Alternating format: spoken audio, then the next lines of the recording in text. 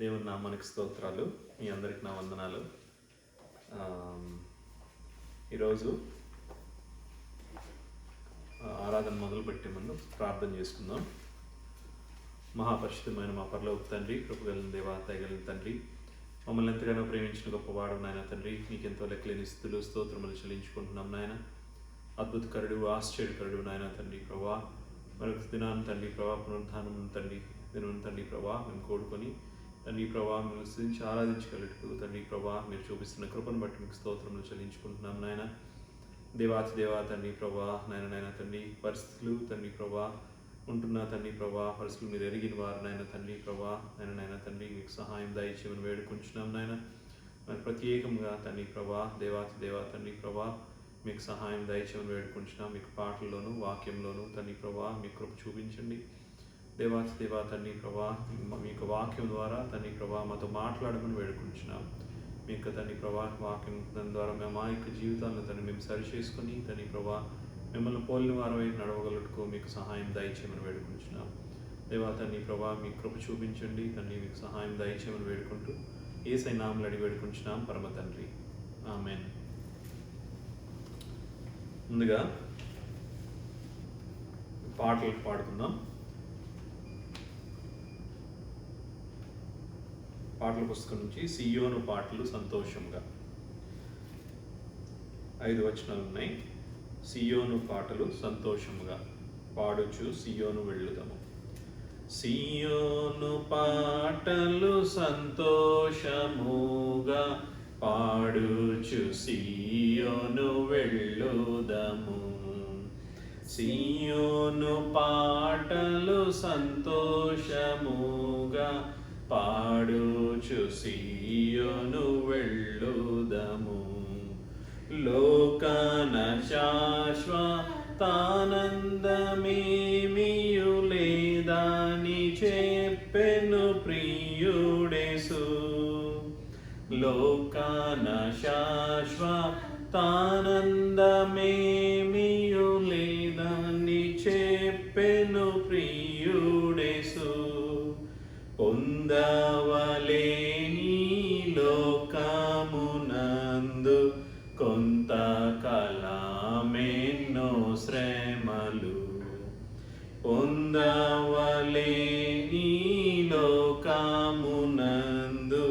కొంతకాలమెన్నో శ్రమలు. సియోను పాటలు సంతోషముగా పాడుచు సియోను వెళ్ళుదము. ఐగుప్తును విడచినట్టి మీరు అరణ్యవాసులై ధరలో. ఐగుప్తును విడచినట్టి మీరు అరణ్యవాసులై ధరలో. నిత్య నివాసములేదిలలోన నేత్రాలు కాననుపై నిలుపుడి. నిత్య నివాసములేదిలలోన నేత్రాలు కాననుపై నిలుపుడి.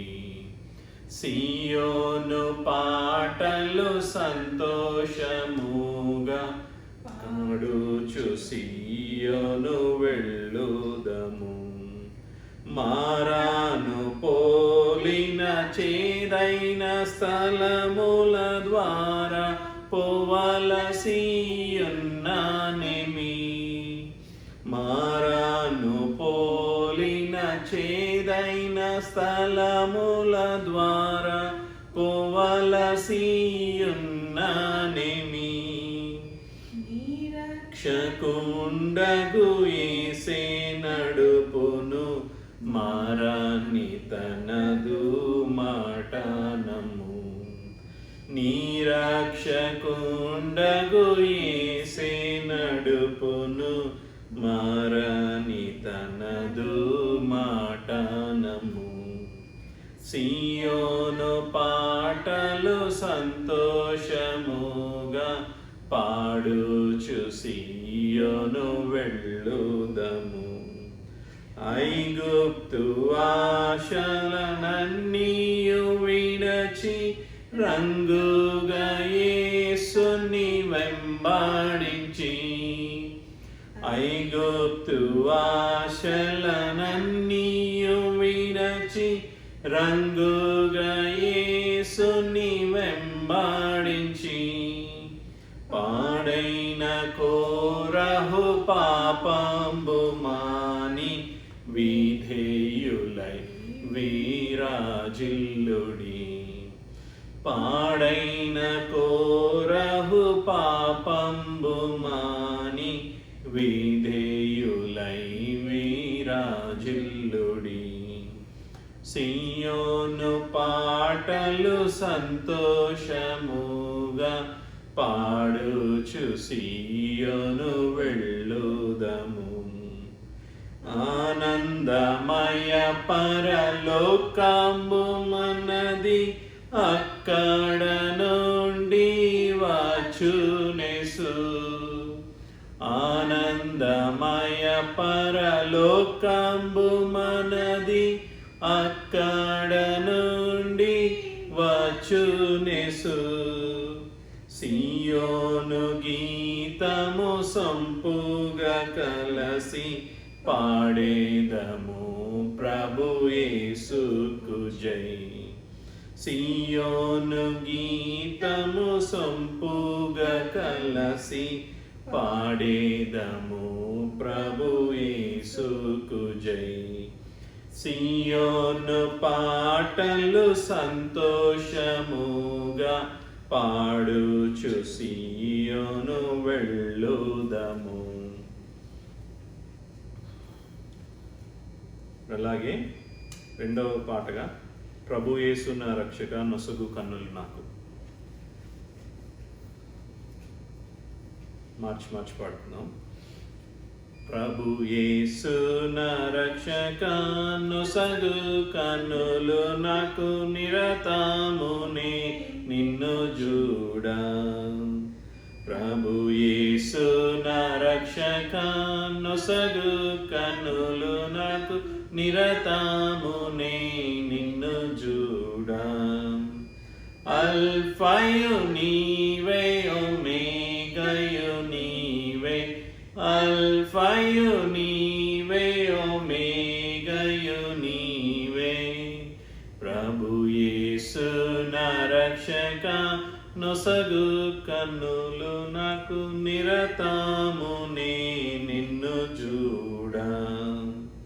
ప్రియుడైన యోహాను పద్మాసులో, ప్రియమైన యేసుని స్వరూపము.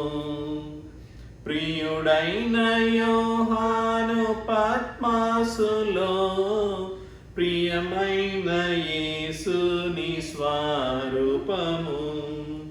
ప్రియమారజూచి బహుధన్యుడయ్యే, ప్రియ ప్రభు నిన్ను జుడనిమ్ము. ప్రియమారజూచి బహుధన్యుడయ్యే, ప్రియ ప్రభు నిన్ను జుడనిమ్ము. ప్రభు యేసు నా రక్షక నొసగు కన్నులు నాకు, నిరతమునే నిన్ను చూడా. ఎరిగి ఎరిగినే చెడిపోతిని, యేసుని గాయము రేపితిని. ఎరిగి ఎరిగినే చెడిపోతిని, యేసుని గాయము రేపితిని. మోసపోతి నేను దృష్టి దొలగితి, దాసుడ నన్ను జుడనిమ్ము. మోసపోతి నిన్ను దృష్టి దొలగితి, దాసుడ నన్ను జుడనిమ్ము. ప్రభు యేసు నా రక్షక నొసగు కన్నులకు, మునే నిన్ను చూడా. విశ్వాసకర్తావు యేసు ప్రభు, కొనసాగించు వాడ యేసు ప్రభు. విశ్వాసకర్తావు యేసు ప్రభు, కొనసాగించు వాడ యేసు ప్రభు.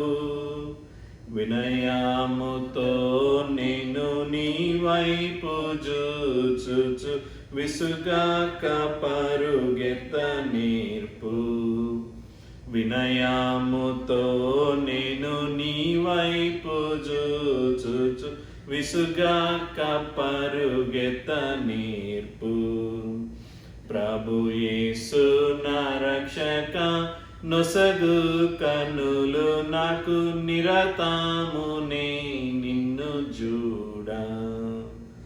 లోకభోగాల పైన నేత్రాలు సోకాకుండునట్లు కృప చూపుము.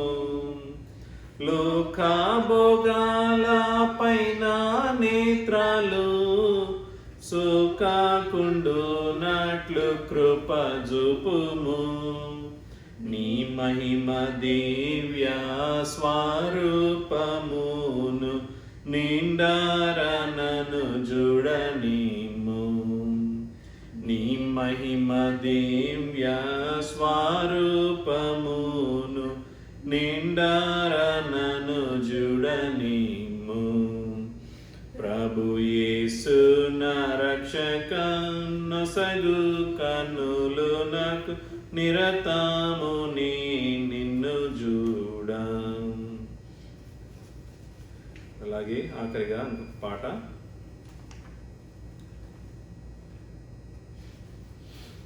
ప్రేమగల మా ప్రభువా ప్రేమయ్యున్నావయ్యా. ప్రేమగల మా ప్రభువా ప్రేమయ్యున్నావయ్యా. ప్రేమగల మా ప్రభువా, నీదు ప్రేమ నిత్యమైనది, కరుణతో నాకర్షించే.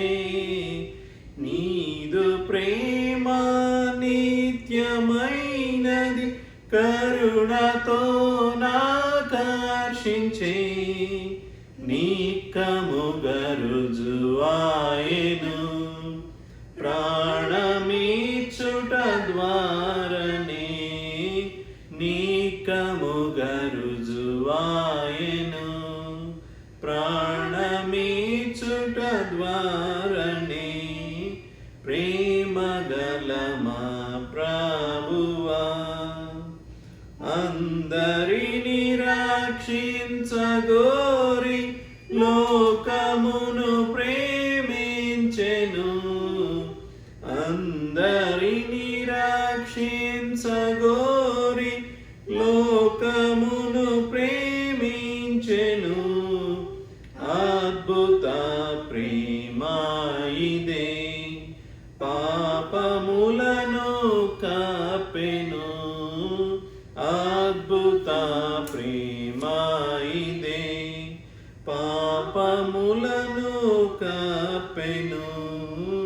ప్రేమగల మా ప్రభువా, బలమగు ఈ ప్రేమ మనల క్రీస్తులో బంధించెను. బలమగు ఈ ప్రేమ మనల క్రీస్తులో బంధించెను.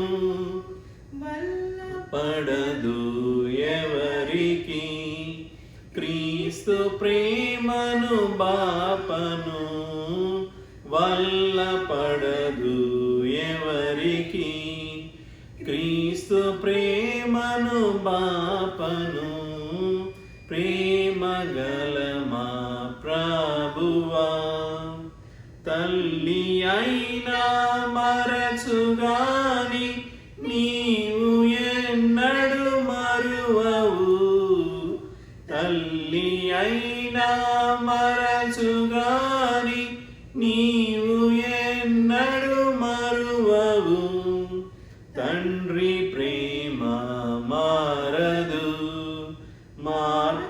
చెందని ప్రేమయే తండ్రి ప్రేమ మారదు, మార్పు చెందని ప్రేమయే ప్రేమ గల మా ప్రభువా.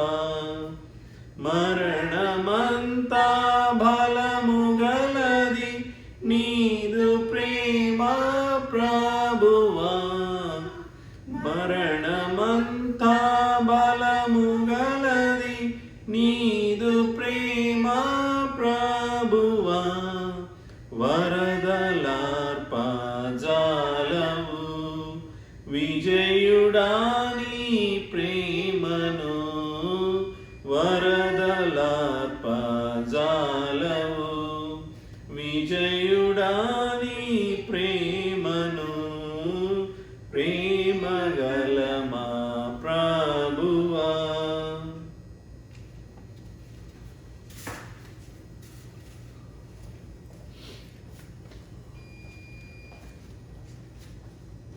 కీర్తన 91వ కీర్తన చదువుకుందాం. వాక్యంలోకి వెళ్ళే ముందు కీర్తనలు 91 16 వచనాలు ఉన్నాయి. కీర్తనలు 91. మహోన్నతుని చాటున నివసించువాడే సర్వశక్తుని నీడను విశ్రమించువాడు.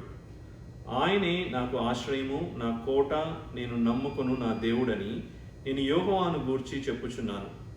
వేటకాని ఊరిలో నుండి ఆయన నిన్ను విడిపించును, నాశనకరమైన తెగులు రాకుండా నిన్ను రక్షించును. ఆయన తన రెక్కలతో నిన్ను కప్పును, ఆయన రెక్కల క్రింద నీకు ఆశ్రయము కలుగును.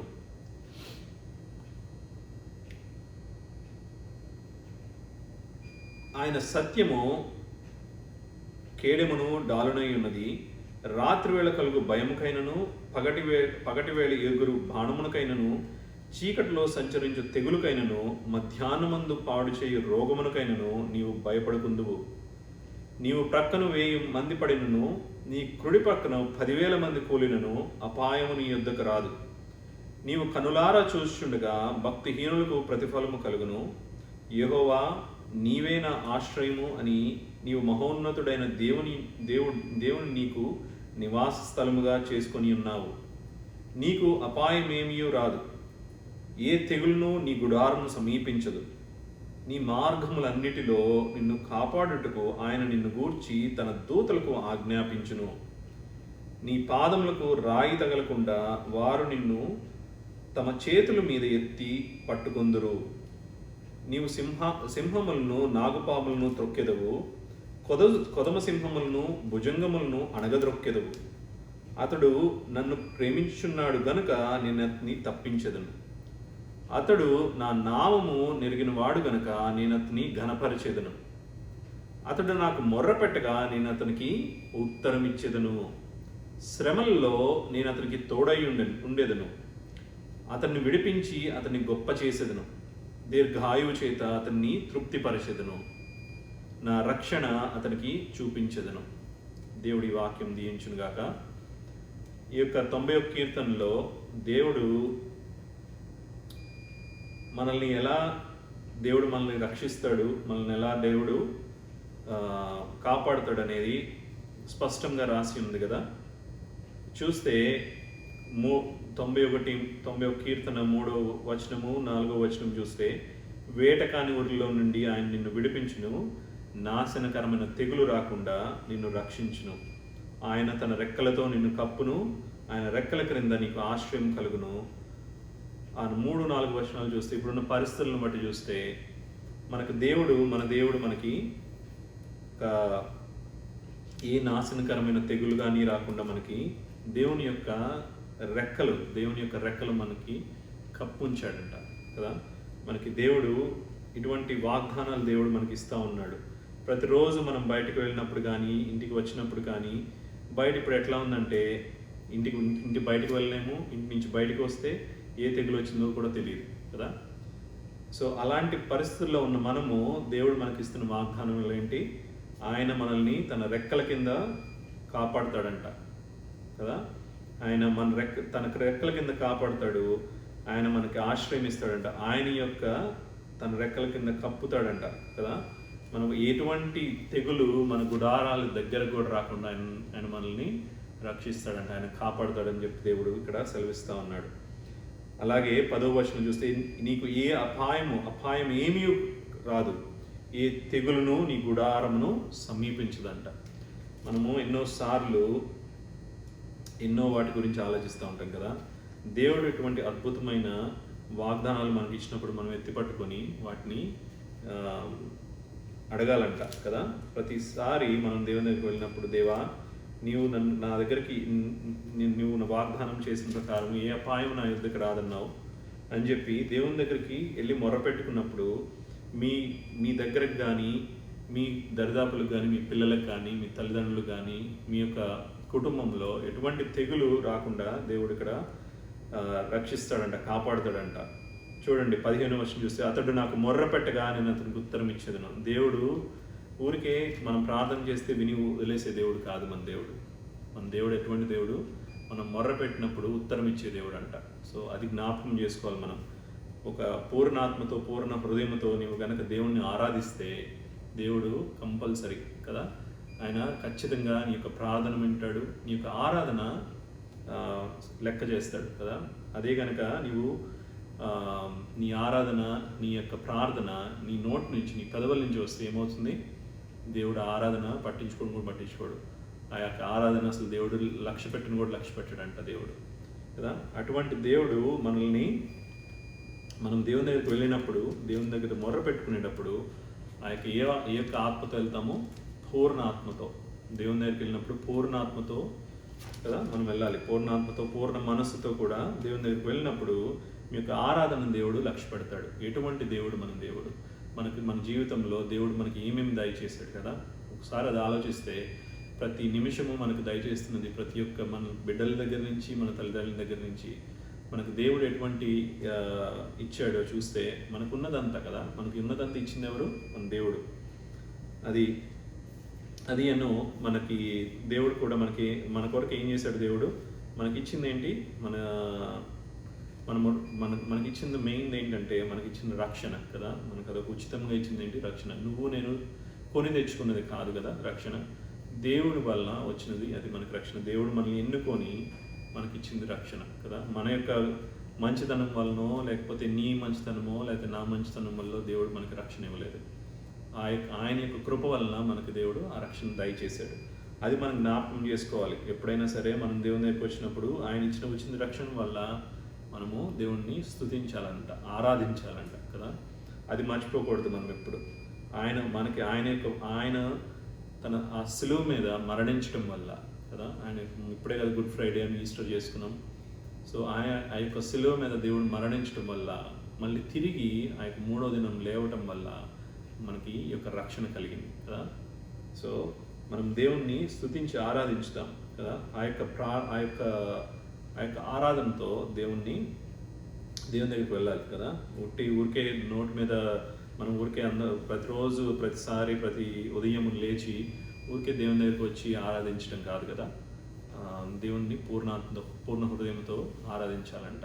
ఆ యొక్క 90వ కీర్తన చెప్పిన ప్రకారము మీ గుడారములకు, మీ యొద్దకు కానీ, మీ కుటుంబముల యొద్దకు కానీ ఏ తెగులు కూడా రాదంట. దేవుడు ఎందుకంటే దేవుడు కాపాడుతున్నాడు కదా. మీ చుట్టూ దేవుడు ఒక రాయేసి పెట్టాడు కదా. ఆ యొక్క కట్టడములను దేవుడు పెట్టాడు.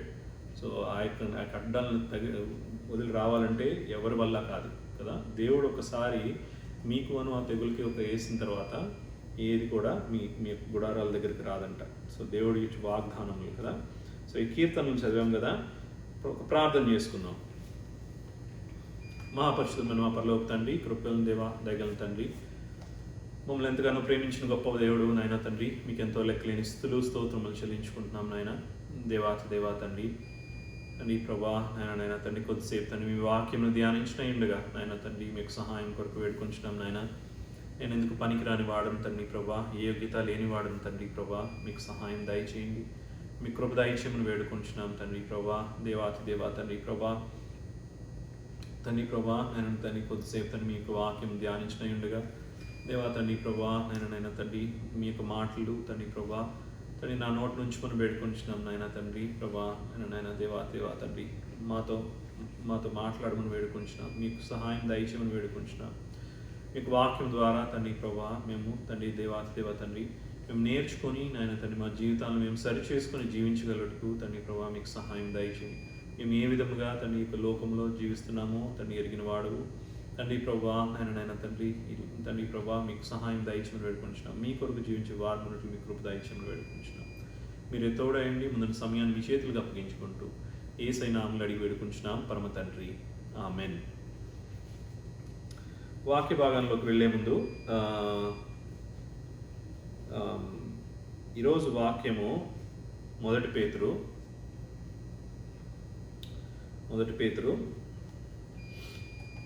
4వ అధ్యాయం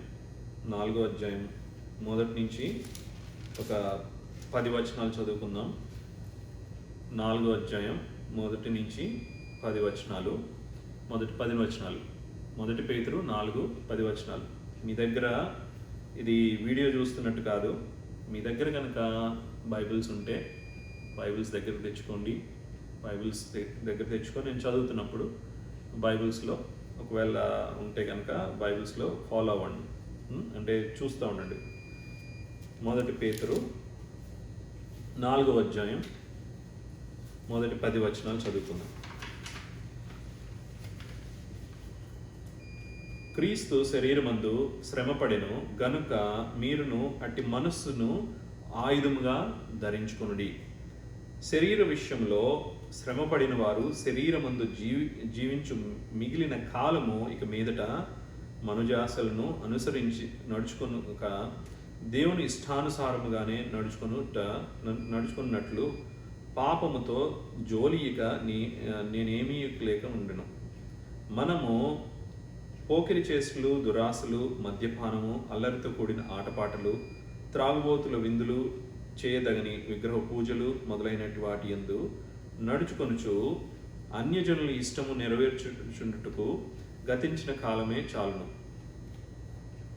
అపరిమితమైన ఈ దుర్వ్యాపారమందు తమతో కూడా మీరు పోయినందుకు వారు ఆశ్చర్యపడుచు మిమ్మును దూషించుచున్నారు.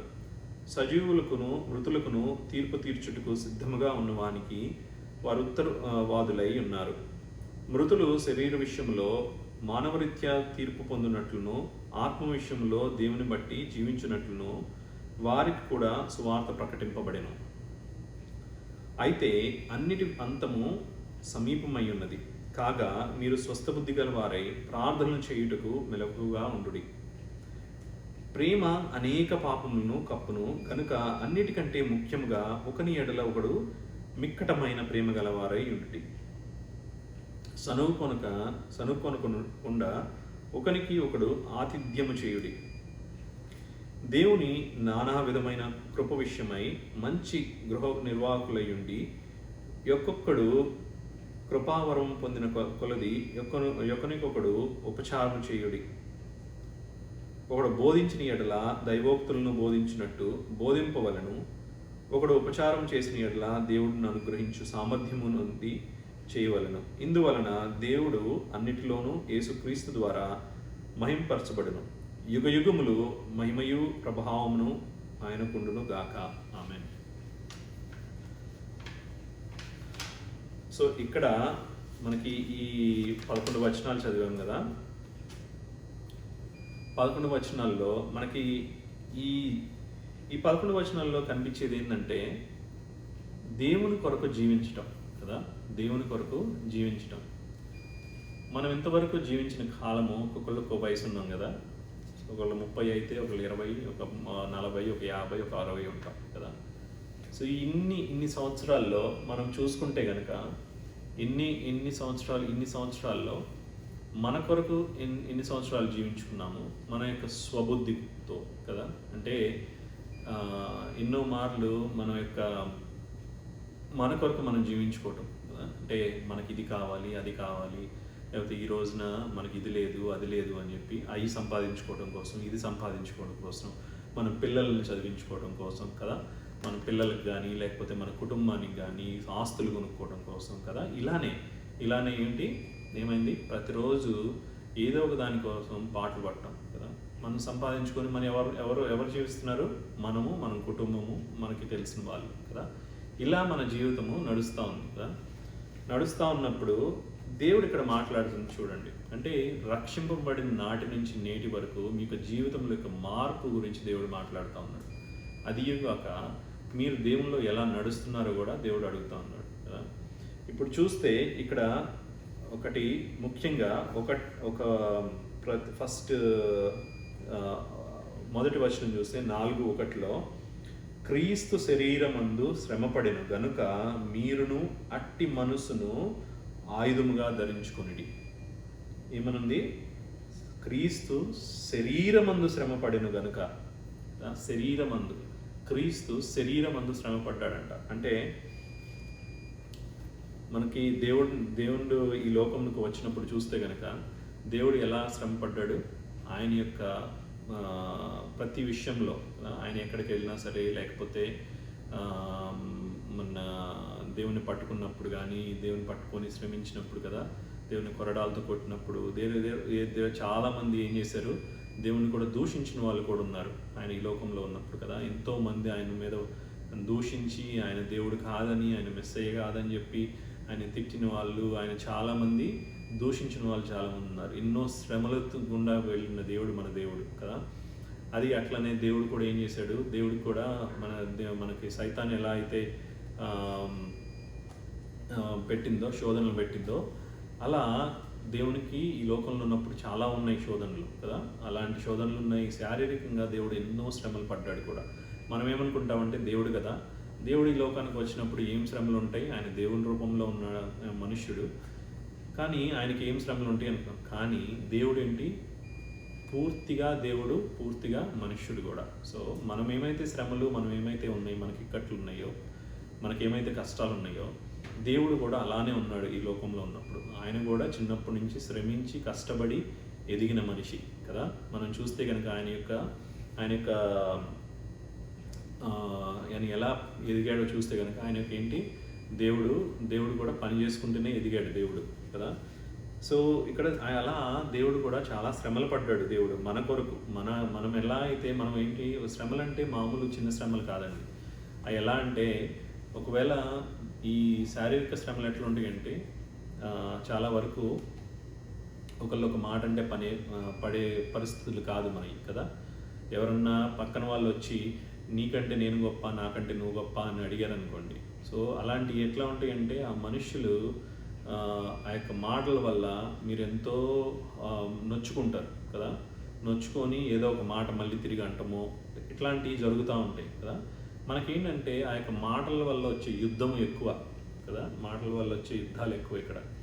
సో అవి చూసుకుంటే మనకి ఎక్కడైనా అంతే. ఇక్కడ ఇంట్లో మన కుటుంబంలో భార్య భర్తల మధ్య కావచ్చు, అది కుటుంబంలో అత్త కోడళ్ళ మధ్య కావచ్చు, అది మరి అన్న తమ్ముళ్ళ మధ్య కావచ్చు, లేకపోతే ఇంకా తల్లిదండ్రుల మధ్య కావచ్చు, లేకపోతే ఇక తల్లిదండ్రులకి కొడుక్కి మధ్య కావచ్చు, ఏదైనా ఉండొచ్చు కదా. ఇలాంటి శారీరక శ్రమలు మనకి చాలా ఉన్నాయి. ఒకళ్ళు ఒక మాట అంటే పడే పరిస్థితి కాదు మనకి కదా. అటువంటి జీవితాలను మనం జీవించిన వాళ్ళం కదా. కానీ ఇక్కడ చూస్తే దేవుడు చూడండి, ఒక మొదటి వచనంలో చూస్తే క్రీస్తు శరీరమందు శ్రమపడెను కనుక మీరును అట్టి మనసును ఆయుధంగా చేసుకోవాలంట. మనం దేవుడు ఏమని చెప్తున్నాడంటే, ఇక్కడ దేవుడు ఏదైతే శ్రమ పొందాడో, అంటే దేవుడు ఈ లోకంలో ఉన్నప్పుడు ఆయన పడిన శ్రమంతా, ఆయన శ్రమల్లో ఒక్క మాట కూడా మాట్లాడేది కదా. నోరు కూడా విప్పిన పరిస్థితులు కాదు దేవుడు. ప్రతి నిమిషము ఎవరైనా ఒక మాట అంటే దేవుడు ఏ మాట కూడా ఎదురు చెప్పలేదు కదా. అట్టి మనసు నీకుందా ఇవాళ కదా? అట్టి మనసు నీకుందా? ఒకవేళ 10 మంది వచ్చి ఏదైనా ఒక మాట అంటే నువ్వేమన్నా ఎదురు చెప్తున్నావా, లేకపోతే కాముగా నించుంటున్నావా? ఏ విషయంలో? ఇది చాలా విషయాలు ఉన్నాయండి. ఏంటిది? అది దేవుని కొరకు, దేవుని గురించి నువ్వు ప్రకటించేటప్పుడు కదా, దేవుని గురించి ప్రకటించేటప్పుడు ఎవరన్నా వచ్చి ఏమన్నా అన్నారనుకో, ఎదురు చెప్పకూడదు కదా.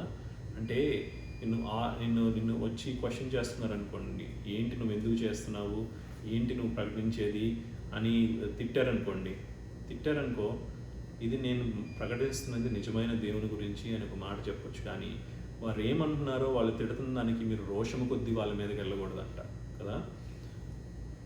ఇక్కడ ఇంకొకటి 12వ వచనంలో ఉంటుంది చూడండి.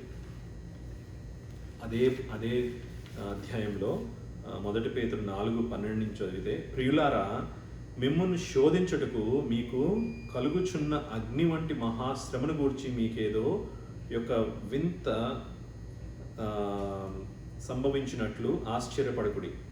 క్రీస్తు మహిమ బయలుపరచబడినప్పుడు మీరు మహానందముతో సంతోషించు నిమిత్తము క్రీస్తు శ్రమలలో మీరు పాలినవారై ఉన్నంతగా సంతోషించుడి. క్రీస్తు నామము నిమిత్తము మీరు నింద పాలైన ఎడల మహిమా స్వరూపి అయిన ఆత్మ అనగా దేవుని ఆత్మ మీ మీద నిలుచుచున్నాడు కనుక మీరు ధన్యులంట కదా.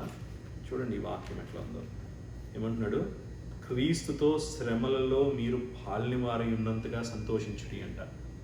క్రీస్తు ఈ లోకంలో ఉన్నప్పుడు శ్రమల్లో ఎలా ఉన్నాడో, క్రీస్తుతో పాటు మీరు కూడా శ్రమల్లో పాల్పంచులు పొందినట్లుగా మీరు సంతోషించాలంట. అట్టి వారు కూడా ధన్యులంట కదా. 13వ వచనంలో 14వ వచనంలో ఉంది కదా, ఏమంటున్నారు? ఆత్మ అనగా దేవుని ఆత్మ మీ మీద నిల్చున్నాడు గనుక మీరు ధన్యులు. సో మనకేంటంటే, మనం ఇది తెలియక ఏమిటంటే, ఎవరైనా ఏమన్నా అంటే వాళ్ళ మీద ముందు టక్కన ఒంటికాల మీద లేచి వెళ్ళిపోతూ ఉంటాం కదా. వాళ్ళు నన్ను అనేది ఏంటి, వాళ్ళు నన్ను ఎందుకు అన్నారు, నేనేం చేశాను కదా. ఒక మాట ఒకళ్ళు అంటే పడే పరిస్థితి కాదు మనది కదా. అటువంటి వారలమైన మనల్ని, మీకు దేవుని యొక్క మనసు ఉందా? మనం ఏం చేయాలంటే దేవుని యొక్క మనసు ఎట్లా ఉంటుందంటే, ఆ యొక్క మనసును మనం ఆయుధంగా పెట్టుకున్నప్పుడు అంట, ఇన్ని శ్రమలు వచ్చినా సరే, అటువంటి శ్రమలు ఎన్ని వచ్చినా సరే ఏమి కాదు మనకి కదా. అంటే అటువంటి ఆయుధం మనం పెట్టుకుంటే ఏంటంటే దేవునితో నడుస్తున్నట్టు లెక్క కదా. సో ఇప్పుడు చూసినప్పుడు ఆ యొక్క ఫస్ట్ వచనం చూసినప్పుడు మనము ఆయన యొక్క మనసును మనము ఆయుధంగా ధరించుకోవాలంట. ఆయుధముగా ధరించుకోవాలి. సో ఆయుధంగా ధరించుకున్న తర్వాత ఏమవుతుంది? శరీర విషయంలో శ్రమించాడు. ఆ యొక్క ఆయుధం మనం ధరించుకున్నప్పుడు ఏమవుతుందో చూడండి. శరీర విషయంలో శ్రమ పడిన వారు శరీరమందు జీవించు మిగిలిన కాలము ఇక మీదట మనుజాశలను అనుసరించి నడుచుకొనక అది చూడండి, అక్కడి వరకు ఆపందాం. దేవుని విషయంలో శ్రమపడిన వాడు శరీరమందు జీవించు మిగిలిన కాలము ఇక మీదట మనుజాశలను అనుసరించి నడుచుకొనక కదా. మనుజాశలను అంటే పాపములు కదా, పాపముల నుంచి విముక్తి కైండ్ ఆఫ్ కదా. పాపం ఏదైతే ఉందో ఇప్పటి వరకు ఆయన యొక్క మనసును కలిగి ఉంటే ఏమవుతుంది? ఆయన యొక్క మనసును కలిగి ఉంటే మనం ఏం చేస్తాము? పాపం జోలికి కూడా వెళ్ళమంట. విల్ బి ఫ్రీ కదా. అంటే దేవుని దృష్టిలో ఏంటంటే ఆయన యొక్క మనసును మనం ఆయుధంగా పెట్టుకున్నప్పుడు ఏమవుతుంది? ఏదైతే పాపం మనము పద్దాక ఎవ్రీ డే కోపం కానివ్వండి, భయం కానివ్వండి, లేకపోతే కుళ్ళు కానీ, కుతంత్రం కానీ, ఇవన్నీ పాపాలే కదా. ఏదైనా సరే దేవునికి వ్యతిరేకంగా ఏదైతే మనం మాట్లాడతామో, ఏదైతే చేస్తామో అదన్నీ పాపాలే కదా. ఇవన్నీ ఏమవుతున్నాయి? దేవునికి మనసు మనం ఆయుధంగా పెట్టుకున్నప్పుడు ఇవన్నిటికీ దూరంగా ఉంటామంట. అది కుళ్ళు కానీ, కుతంత్రం కానీ, ఇంకేదైనా కోపం కానీ, ఏదైనా సరే కదా, అన్నిటికీ మనం దూరంగా ఉంటాం. మనం వాటి జోలికి కూడా వెళ్ళాం. వాటి జోలికి వెళ్ళాలని కూడా అనిపించదంట. మనం చూడండి, ఇంకొంచెం కిందకి వెళ్తే ఉంటుంది. ఎందుకు అటువంటి వాటికి మనము మనుజాసులకు అనుసరింపి నడుచుకొనక మనం ఏం చేస్తాము? దేవుని ఇష్టానుసారంగానే నడుచుకున్నట్లు ఉంటాం. దేవునికి ఇష్టానుసారంగా నడుచుకునేటట్లు మన మనసు ఉంటుందంట కదా. దేవునికి ఇష్టానుసారంగా, పాపానికి దూరంగా, దేవునికి ఇష్టానుసారంగా. సో మనం ఏం చేస్తున్నాం? దేవుని యొక్క మనసును మనము ఆయుధంగా పెట్టుకున్నప్పుడు దేవునికి ఇష్టానుసారంగా, పాపమునకు దూరంగా ఉంటామంట. అటువంటి జీవితం జీవిస్తారు కదా. ఇంకోటి ఏముంది ఇక్కడ? అటువంటి ఇష్టానుసారంగా నడుచుకున్నట్లు పాపముతో జోలి ఇక నేమియూ లేక ఉండును. పాపము జోలికి అసలు వెళ్ళమంట కదా. పాపము జోలికి అసలు వెళ్ళం. అటువంటి మనకి ఎటువంటి ఆశలు ఉన్నా సరే, మనకి ఎటువంటి పాపం చేయాలనే బుద్ధి కానీ అటువంటి ఏమి రావంటండి. అంటే ఎందుకు దేవుని చిత్తము, దేవుని యొక్క మనసును కలిగి ఉండటం ఎంత ముఖ్యమైనదో మనం యొక్క వాక్యాలు చదువుతుంటే మనకు అర్థమవుతూ ఉంటుంది కదా. మీరు ఎంతమంది వాక్యం రోజు ఇట్లాంటి వాక్యాలని ధ్యానిస్తారో చూడండి. మీరు ధ్యానిస్తూ ఉంటే ఊరికే పొద్దున్నే లెగిసి మనము 4 వాక్యాలు చదివేసి దేవుని దగ్గర 2 నిమిషాలు దేవుని దగ్గర ప్రార్థన చేసి మన పనులు మనకి వెళ్ళిపోదామని కాకుండా, దేవుడు ఈ వాక్యాలను ఇచ్చినప్పుడు, దేవుడు మనకు వాక్యంతో నడిపిస్తున్నప్పుడు ఇది ఎందుకు దేవుడు ఇక్కడ రాశాడు కూడా అర్థం చేసుకోవాలి కదా. అంటే మన దినదిన పరిస్థితుల్లో ఈ వాక్యం మనకు ఎలా మన జీవితంలో మనం పెట్టుకోవచ్చు కదా. మనం ఈ వాక్యాన్ని ఎక్కడ ప్రాక్టికల్గా అంటే మనం ఎక్కడ ఉపయోగించుకోవచ్చు మన జీవితంలో కదా.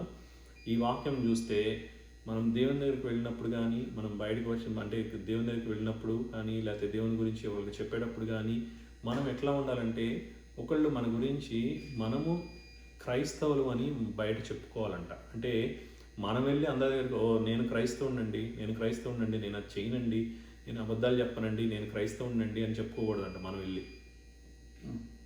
పక్కన వాళ్ళు మనము క్రైస్తవులు అని వాళ్ళు చెప్పాలంట కదా.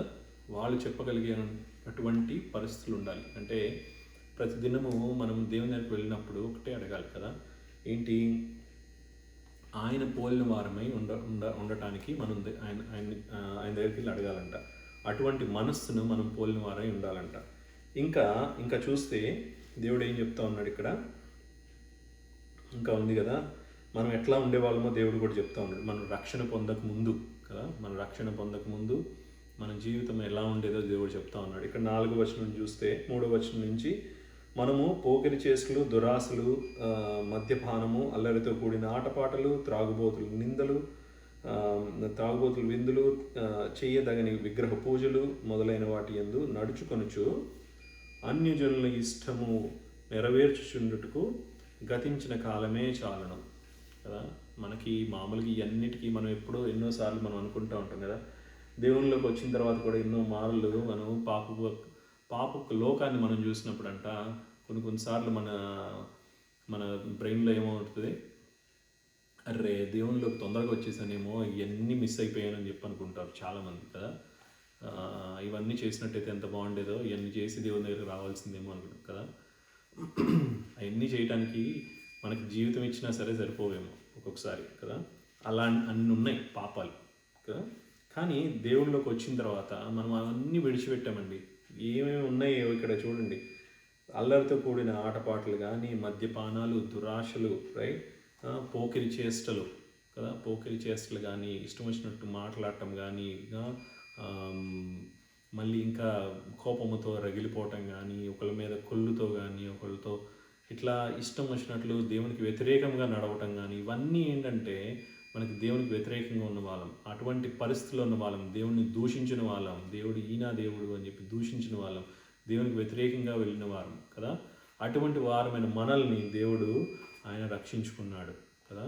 ఆయన రక్షించుకొని మన కోసం ఆయన దేవుడు యొక్క శిలువ మీద ప్రాణం పెట్టి మనం రక్షించుకున్న తర్వాత మన యొక్క పరిస్థితి ఎట్లా మారింది, ఆ పరిస్థితి చూడడం ఎట్లా మారిందో, మన యొక్క తెలిసిన వాళ్ళు, మన యొక్క కుటుంబంలో కానివ్వండి, మీరు తిరిగే ఫ్రెండ్స్తో కానివ్వండి. ఎందుకంటే మీరు నిన్నటి వరకు ఒక రకంగా ఉన్నారు, ఈ రోజు నుంచి మారారు. ఎందుకంటే అది ఈ రోజున ఏమవుతుంది, దేవుడు ఈరోజు చెప్పి నీ దగ్గరికి నేను రక్షించుకుంటున్నానని చెప్పి ఈరోజు నీ దగ్గర రాడు. నీలో ఉన్న పశ్చాత్తాపం ఉంటుంది కదండి. ఏంటది పశ్చాత్తాపం? నీలో నువ్వు చేసిన పాపము, నువ్వు చేసింది ఏదైతే ఉన్నదో అదంతా నీ చేత దేవుని యొక్క ఆత్మ ఏం చేపిస్తుంది అంటే నీ చేత పశ్చాత్తాపడేటట్టు చేస్తుందండి కదా. దేవుని దగ్గరికి వెళ్ళినప్పుడు పశ్చాత్తాపడినప్పుడు దేవుని యొక్క ఆత్మ నీ మీద కృమ్మరించబడుతుంది కదా. పశ్చాత్తాపడినప్పుడు నీ మీద ఆత్మ కృమ్మరించబడినప్పుడు నీలో కొత్త జీవితం మొదలవుతుంది కదా. నీలో కొత్త జీవితం మొదలైనప్పుడు ఏమవుతుంది, ఇవన్నీ ఏవైతే ఉన్నాయో నిన్నటి వరకు, ఈ దురాశలు, కుతంత్రాలు, ఆటలతో కూడిన ఆటపాటలు కదా, ఇవన్నీ త్రాగుళ్ళు కదా, ఇవన్నీ ఏం చేస్తామండి, ఇవన్నీ పక్కన పెట్టేస్తామంట. అదేంటి సార్, అదేంటి ఒక్క రోజులో ఇవన్నీ అట్లా మానేస్తామంట కదా. దేవుని యొక్క ఆత్మని మీదకి తిరిగి వచ్చినప్పుడు ఇవన్నీ పక్కకి వెళ్ళిపోతాయి అంటారు. వాటి మీద అసలు ధ్యాసే ఉండదు. అసలు పాపం చేయాలనే ఆ యొక్క హృదయమే రాదంట మీ దగ్గరికి కదా.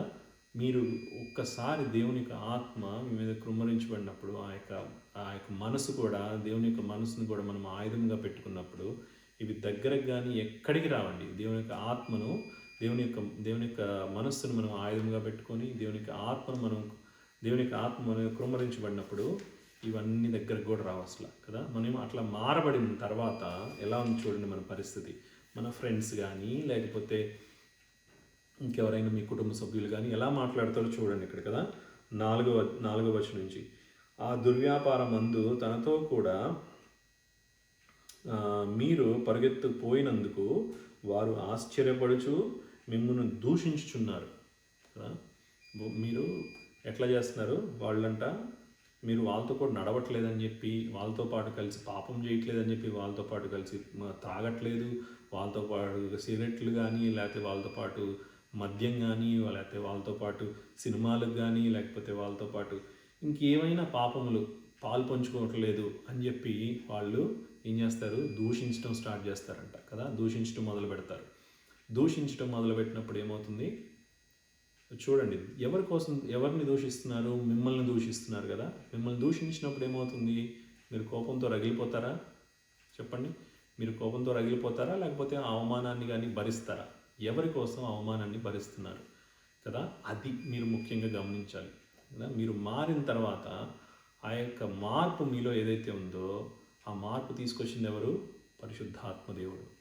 ఆ మార్పు తీసుకొచ్చినప్పుడు దేవుడు మిమ్మల్ని ఎవరైతే దూషిస్తారో, మిమ్మల్ని ఎవరైతే ఏం చేస్తారు? దూషిస్తారంట. ఏంటి, నువ్వేంట్రా నిన్నటి వరకు అట్ట తాగేవాడివి, ఇవాళేమో వచ్చి నేను మారిపోయాను, నేను ఇంకా తాగను అంటావు, రారా బాబు అని చెప్పి తీసుకెళ్తారంట. కానీ చూడండి, దేవుడు తీసుకొచ్చిన మార్పు ఎలా ఉంటుందంటే, నేను రాను, నేను దేవుణ్ణి నమ్ముకున్నాను అని నిర్మోహమాటంగా చెప్పేవారు చూడండి దేవుడు ఏం చేస్తున్నాడు. కానీ వాళ్ళందరినీ అంట, వాళ్ళ ఫ్రెండ్స్ కానీ ఎవరైనా సరే వాళ్ళు దూషిస్తూ ఉంటారంట కదా.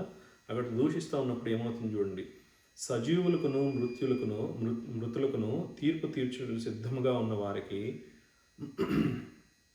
వారు ఉత్తరవాదులై ఉన్నారు. మృతుల శరీర విషయంలో మానవరీత్యా తీర్పు పొందినట్లు ఆత్మ విషయంలో దేవుని బట్టి జీవించినట్లును వారికి కూడా సువార్త ప్రకటింపబడిన. సో ఇక్కడ చూస్తే, సో మిమ్మల్ని ఎవరైతే దూషిస్తారో, మిమ్మల్ని ఎవరైతే మీకు ఎగెయిన్స్ట్గా మీకు వ్యతిరేకంగా ఎవరైతే మాట్లాడతారో, లేకపోతే మీ పాపం గురించి నిన్నటి వరకు ఎట్లున్నాడు ఇవాళ ఏంది ఇంత సడన్గా ఎట్లా మారిపోయాడు అని చెప్పి ఇష్టం వచ్చినట్టు మాట్లాడతారో కదా. వీళ్ళందరూ ఉంటారు కదా, మిమ్మల్ని ఏమేమి మాట్లాడతారు. వీళ్ళందరూ ఈ లోకములో అందరూ అలా ఉండేవాళ్ళు. నువ్వు నేను కూడా ఒకప్పుడు అలా ఉన్నవారమే. ఎందుకంటే మనకేంటంటే మన యొక్క మనసు కానీ ఒక మనిషి యొక్క ఆలోచనలు ఎట్లా ఉంటాయంటే, అరే నిన్నటి దాకా నాకు తిరిగినాడు, వీడు సడన్గా మంచోడు అయిపోతే నాకు ఎట్లా ఉంటుంది, నేను భరించలేను ఇవన్నీ కదా, నేను భరించలేను. అలాంటి పరిస్థితుల్లో మానవుడు ఉంటాడు కదా. మనిషి అనేవాడు తట్టుకోలేడు కదా. సడన్గా నీకు తెలిసిన వాడు ఇంత మార్పు చెందటం నువ్వు జీర్ణించుకోలేని పరిస్థితి కొన్నిసార్లు. అలాంటి వారు ఏం చేస్తూ ఉంటారు? దూషిస్తూ ఉంటారంట. అది జీర్ణించుకోలేక ఏదో దూషిస్తూ ఉంటారు కదా. సో ఇప్పుడు అలాంటి వారు ఏం చేశారు? అట్లా దూషిస్తూ ఆ యొక్క 6వ వచనం చూస్తే, అటు వారు పాల్పొందినట్లు ఆత్మ విషయంలో దేవుని బట్టి జీవించినట్లును వారితో కూడా సువార్త ప్రకటింపబడిన. అయితే అన్నిటి అంతము సమీపమై ఉన్నది. వీటన్నిటికీ, ఇప్పుడు మనం చూసిన వాటన్నిటికీ, ఇప్పుడు ఏదైతే మీరు చూసారో ఈ దూషణలు కానీ, లేకపోతే ఇప్పుడు ఇంకొక మాట ఉంటుంది 12వ వచనం నుంచి మనం ఇంతగా చదివిన ప్రకారము, అక్కడ కూడా దేవుని బట్టి నీవు శ్రమపడ్డావు కదా. దేవుని బట్టి నీవు శ్రమపడ్డావు కాబట్టి ఇక్కడ చూడండి, ఇవన్నీ ఏం చెప్తున్నావు అంటే, మనం ఏం చూస్తున్నామంటే, ఇవన్నీ ముందుగా దేవుని కొరకు శ్రమపడిన వారు, దేవుని కొరకు ఎలా జీవిస్తాం మనం ఈ యొక్క జీవితంలో కదా. ఇక్కడ చూస్తే 7వ వచనంలో ఇవన్నీ అన్నిటి అంతము, అయితే అన్నిటి అంతము సమీపమై ఉంది, వీటన్నిటికి అంతము దగ్గరలో ఉందంట కదా. ప్రతి ఒక్క దానికి ఇప్పుడు మన పరిస్థితులు చూస్తామంటే మేము అనుకునేది ఏంటంటే, ఇంకా అంతం దగ్గరికి వచ్చేసింది, ఇంకేముంది దగ్గరకు వచ్చేసాం మనము ఇంకా అని చెప్పి అనుకుంటా ఉంటాం కదా. ఇక పరిస్థితులు చూస్తుంటే బయటికి వెళ్ళలేని పరిస్థితి, బయటికి వెళ్తే ఏమవుతుందో తెలియని పరిస్థితి కదా. అలాంటి పరిస్థితిలో ఉన్న వారం మనము ఏమనుకుంటామంటే మనిషి యొక్క ప్రభావం వల్ల మనిషి యొక్క ఆలోచనలు ఎక్కడికో వెళ్తూ ఉంటాయి కదా. ఇంకా అంతం వచ్చేసింది అని చెప్పి అనుకుంటూ ఉంటాం కదా. అలా మనం అనుకోవటానికంటే ముందు దేవుడు మన యొక్క పరిశుద్ధ గ్రంథంలో రాశాడు, సూచనలు రాశాడు, అన్నీ రాశాడు కదా. అయితే ఈ 7వ వచనం రాసింది ఏంటి? వీటన్నిటికంట అన్నిటికీ అంతం సమీపమై ఉన్నది కాగా మీరేం చేస్తారు? ఈ అంతం సమాప్తమైంది బాగానే ఉంది, కానీ మీరేం చేస్తున్నారు? దేవుని కొరకు నిలబడి ఉన్నారా? లేకపోతే ఇంకొకటి, నిలబడితే ఏం చేయాలి? ఆ అంతం దగ్గరికి వస్తుంటే మనము స్వస్థ బుద్ధి గలవారై ప్రార్థనలు చేయుటకు మెలకువగా ఉండుడి. ప్రార్థనలు చేయుటకు మెలకువగా ఉండాలంట. సో అది మనము మన జీవితంలో నేర్చుకోవాలి, మెలకువగా ఉండి ప్రార్థన చేయటం కదా. మనం మెలకువగా ఉండి నిత్యము ప్రార్థన చేస్తూ ఉండాలంట. మనం దేవుని కొరకు జీవించడం ఎలా ఉండాలో, మనకు దేవుని యొక్క మనసు కలిగిన వారమైనప్పుడు మనం ఎలా జీవిస్తామో దేవుని కొరకు అనేది ఈ యొక్క అధ్యాయంలో రాస్తున్నది కదా. ఒక్కసారి మీరు వెళ్ళి తిరిగి మళ్ళీ ఈ యొక్క అధ్యాయం మొత్తం ధ్యానించినట్లయితే మీ యొక్క జీవితము ఒకసారి పరీక్షించుకున్నట్టయితే, మీ యొక్క జీవితాన్ని ఒకసారి ప్రశ్నించుకున్నట్టయితే, నేను దేవుని నమ్ముకొని ఎన్ని సంవత్సరాలు అయింది? దేవుని నమ్ముకున్న తర్వాత దేవుని యొక్క మనసును నేను ఆయుధంగా చేసుకున్నానా లేదా కదా. దేవుని మనసును నేను ఆయుధంగా చేసుకున్నానా లేదా? దేవుని మనసును నేను ఆయుధంగా చేసుకుంటే నా హృదయం పాపమునకు దూరంగా ఉందా లేదా? దేవుని యొక్క మనసును మనము ఆయుధంగా చేసుకున్నప్పుడు మన యొక్క ఆ పాపమునకు మనం దూరంగా ఉంటామంట. అలాగే ఆ యొక్క పాపం దూరంగా ఉంటాము, మళ్ళీ ఇంకా దేవుని కొరకు మనం జీవిస్తాం కదా. అంటే ఇంకా ఉన్నాయి కదా, వీటన్నిటికీ మనం దూరంగా ఉంటాం. కానీ మన జీవితం ఇక్కడ చూస్తే కనుక ఇవన్నీ అయిపోయిన తర్వాత ఇక 12వ వచనం చూస్తే మన శ్రమలు ఎలా ఉన్నాయి చూడండి. దేవుని కొరకు మనం పడే శ్రమలు, క్రైస్తవునిగా మనం దేవుని కొరకు పడే శ్రమలు కదా. అది చూద్దాం. 12వ వచనం చూస్తే ఇంత చదివాం కదా. ప్రియులారా, మిమ్మును శోధించుటకు మీకు కలుగుచున్న అగ్ని వంటి మహాశ్రమను గురించి మీకు ఏదో ఒక వింత సంభవించినట్లు ఆశ్చర్యపడకుడి. అగ్ని వంటి శ్రమ అంటే అగ్ని వంటి మహాశ్రమ కదా. క్రీస్తు మహిమ బయలుపరచబడినప్పుడు మీరు మహానందముతో సంతోషించు నిమిత్తము క్రీస్తు శ్రమలలో మీరు పాలినవారైనంతగా సంతోషించుడి కదా. క్రీస్తు నామము నిమిత్తము మీరు నింద పాలైన ఎడల మహిమ స్వరూపి అయిన ఆత్మ అనగా దేవుని ఆత్మ మీదకు నిల్చున్నాడు గనుక మీరు ధన్యులు. మీలో ఎవ్వడును నరహంతకుడిగా కానీ, దొంగగా కానీ, దుర్మార్గుడుగా కానీ, పరుల జోలికి పోవువాడుగా కానీ బాధ అనుభవింపతగదు.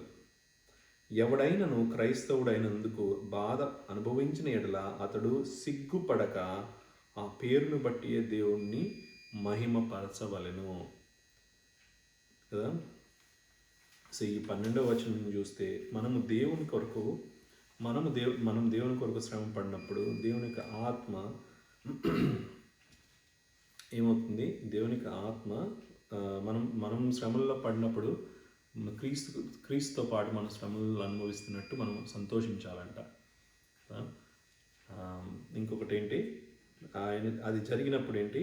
క్రీస్తు నామం నిమిత్తం మీరు నింద పాలైనప్పుడు మహిమాస్వరూపి అయిన ఆత్మ అనగా దేవుని ఆత్మ మీ మీద నిల్చున్నాడు కనుక మీరు ధన్యులు. సో ఈ యొక్క 4 పాయింట్స్ కదా, 4 పాయింట్స్ మనము చూసుకున్నాము.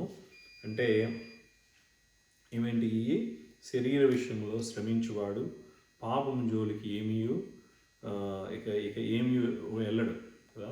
ఆయనకి దేవుని యొక్క మనసును మనము ఆయుధంగా పెట్టుకున్నప్పుడు పాపం యొక్క జోలికి మనం వెళ్ళము. అండ్ ఇంకోటి ఏంటంటే దేవుని యొక్క చిత్తము నెరవేర్చుట కొరకే జీవిస్తామంట కదా. దేవుని యొక్క చిత్తము నెరవేర్చుట కొరకే జీవిస్తాం. ఆత్మ విషయంలో దేవుని బట్టి జీవిస్తామంట కదా. అండ్ ఆఖరిగా చూస్తే మనం 7వ వచనంలో చూసింది ఇవన్నీ అంతమునకు సమాప్తి అయి ఉంది.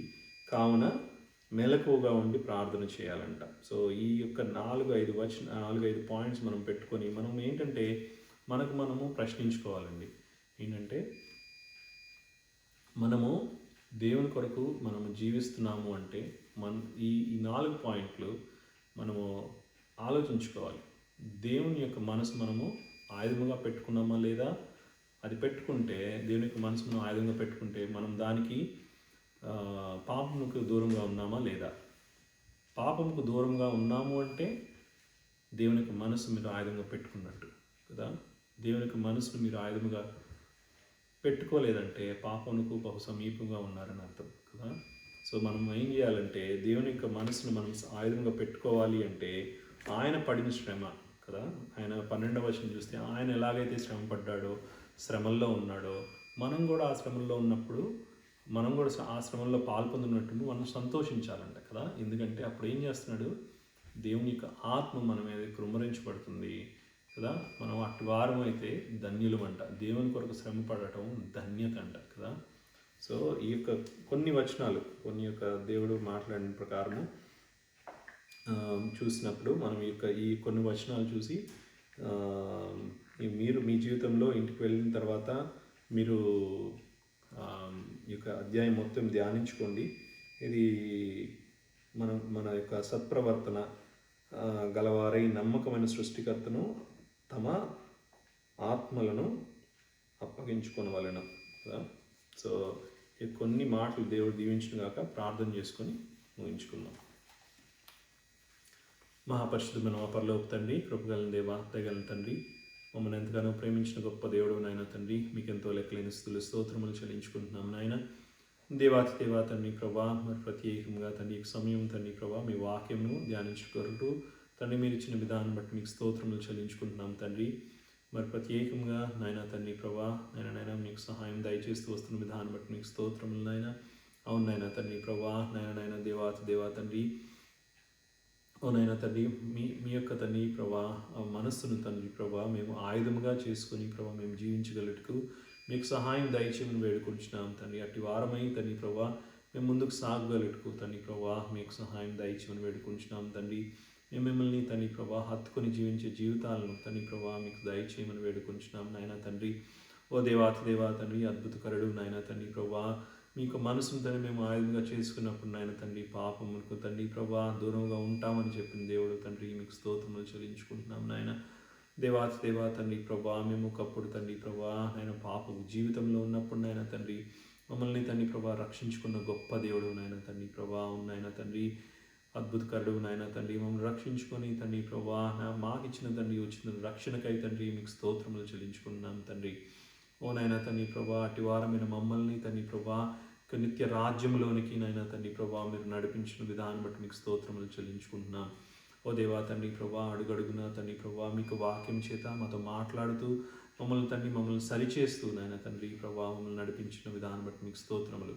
నీ యొక్క తండ్రి ప్రభా నాయన తండ్రి వాక్యము తండ్రి ప్రభా మీ యొక్క హృదయాలను తండ్రి మేము తిరిగి తండ్రి ప్రభా నెమరు వేసుకుని తండ్రి మా జీవితాలను సరిచేసుకునే వారు ఉన్నట్లు మీ కృప దయచేయండి తండ్రి ప్రభా.